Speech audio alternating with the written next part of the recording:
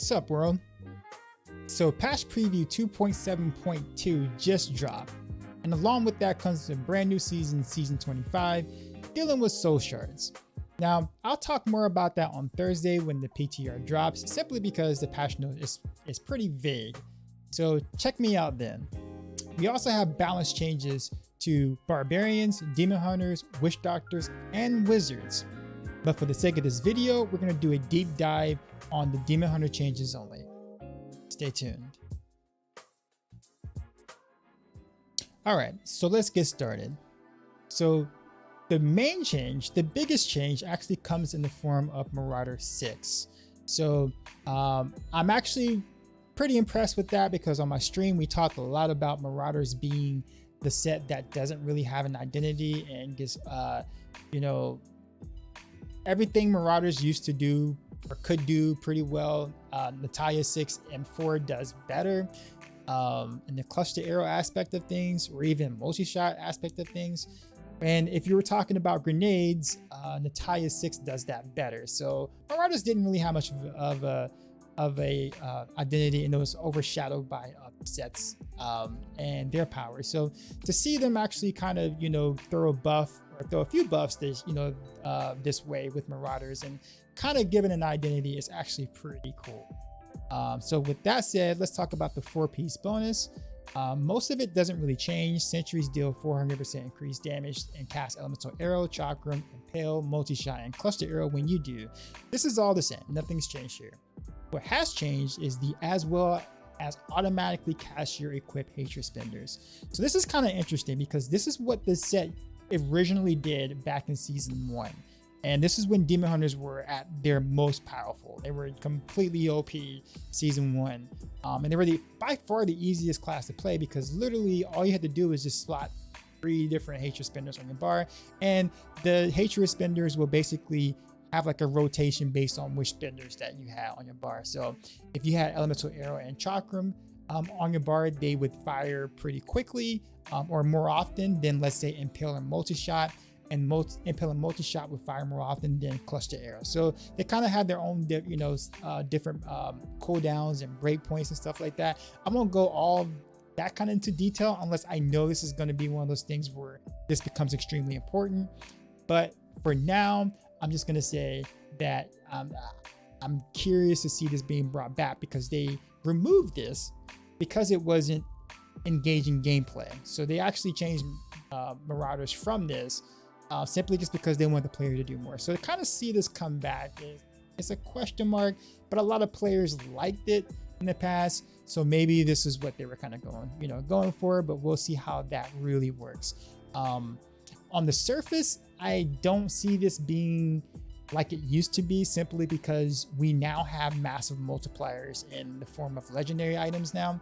So putting 3 different spenders in your bar doesn't really seem to make much sense, because 2 of the 3 spenders will be dealing very little damage versus the 1 spender that you can actually gear for that's going to actually deal damage. So I don't really see it being the same thing as it used to be.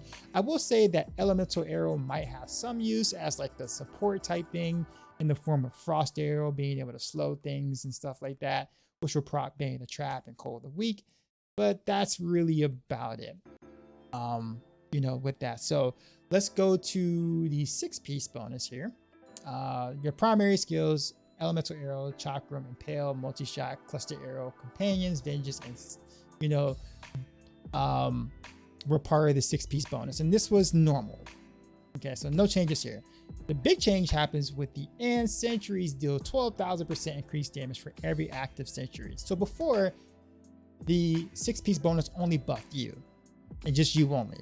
Okay, but now it buffs sentries. Okay, and this doesn't really seem like that big of a deal at first, but you also have to understand that these sentries, okay, is increased by this 400% multiplier. So this is what actually makes the 6-piece bonus with the sentries added to this a very big deal. And we're talking about like plus 20, plus 22 GR, big deal in terms of just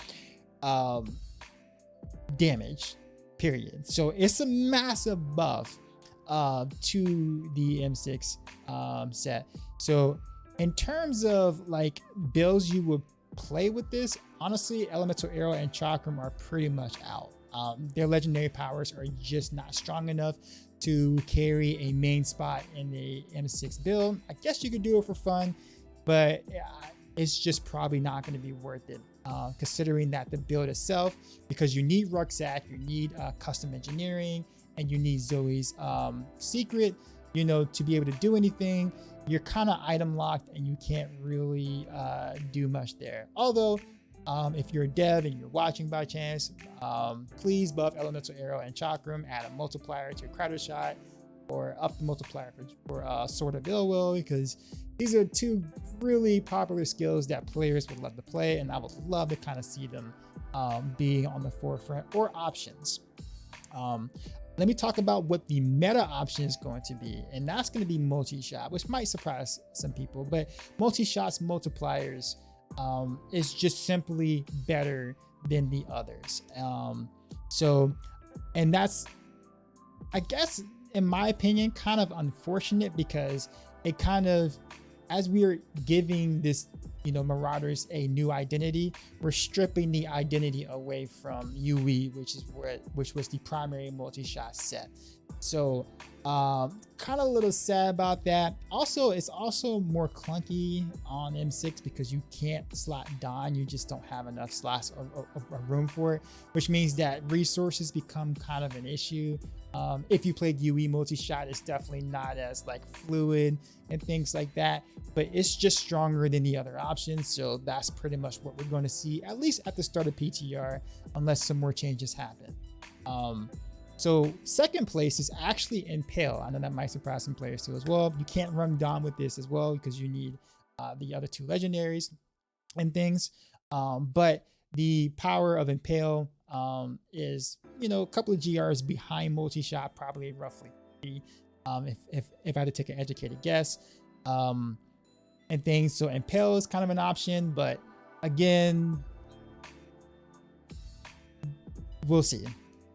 Cluster Arrow, however, is about 7 GRs behind multi-shot, which is unfortunate because this was originally designed to be a Cluster Arrow set.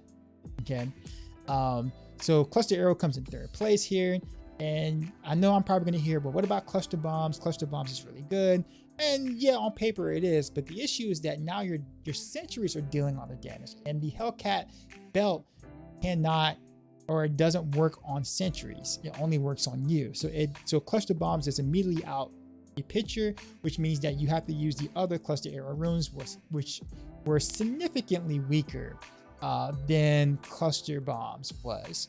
So with that being said, again, if you're someone in a higher position, please buff Cluster Arrow, because in reality, we really should be playing Cluster Arrow with Marauder 6. You know, in this case, just because, again, this is the skill for the set, you know, and it functions better, it feels better to play for this set. So I would love to see this become on the forefront in the meta, but as it currently stands, this is not going to be the case here. Anyways, moving on, let's talk about Shadows Impale, because that actually got a buff too. Okay, so let's talk about the first part of it. Impale deals an additional 75,000% weapon damage to the first enemy hit. I do want to clarify what this really means, because I think I don't think this is really well known. So the first 3 daggers, or the first 3 enemies that are hit by your dagger, will get the 75,000% weapon damage bonus. And this hasn't really changed in terms of like the buff itself. This isn't the buff, but it's not necessarily each dagger has to hit a different target or whatnot to get the buff. If your 2 side daggers misses, but your middle dagger doesn't, and you're using over penetration or ricochet or anything like that, then the middle dagger, if it hits 3 targets, is going to get the 75,000% damage bonus, regardless of the 2 daggers not hitting. So that's the interesting thing to note. But moving on, the buff itself is and 25,000% weapon damage to subsequent enemies. So I like this a lot because this kind of allows you to kind of, you know, play Impale multiple different ways. It gives Impale some trash clearing potential. And I mean massive trash clearing potential because now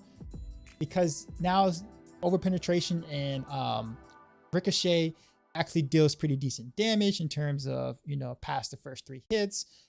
Area damage is going to be huge with it. You know, it's going to scale quadratically instead of linear like it used to. So trash clearing potential is going to be pretty nice. So we're looking at about good between 5 to 7, 8 GR buff, just depending on how you're playing it. And what I like about this the most is that if you've been watching my streams in the recent, you've been seeing me play and put together a ranged Impale shadow build.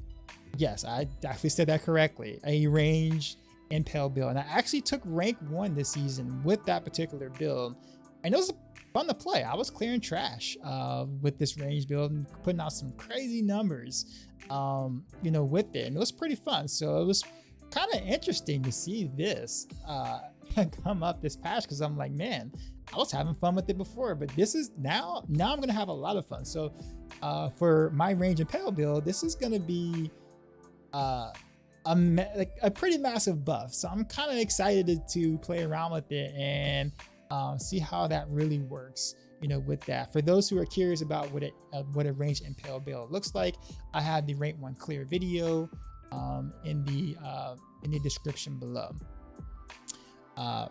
With that being said, I think the buffs are pretty nice, and I think Marauders is probably going to overtake GOT6 in terms of solo play. In terms of meta speeds, I don't know.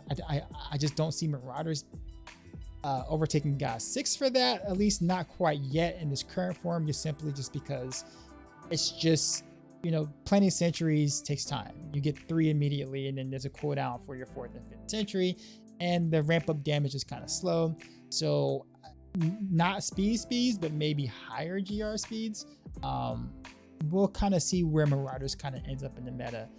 Same thing with Shadow 6. It's kind of hard to determine where that would kind of end up as well. Simply just because for both builds, you know, the soul shards for the season 25 will probably make a difference between how these builds will play. But in the meantime, on the surface, these are massive buffs, especially the Marauders, and I'm pretty happy that Blizzard has, you know, really gave some attention to our class. So that's it until Thursday, and that's it. So what do you think? Do you enjoy the Marauder changes? Do you think bringing back the previous playstyle is going to spark your interest in playing Demon Hunter again? Do you like the Shadow Impale changes? Do you think any of these changes will put Demon Hunters into the meta for season 25? Let me know what you think in the comments below. And as always, till next time.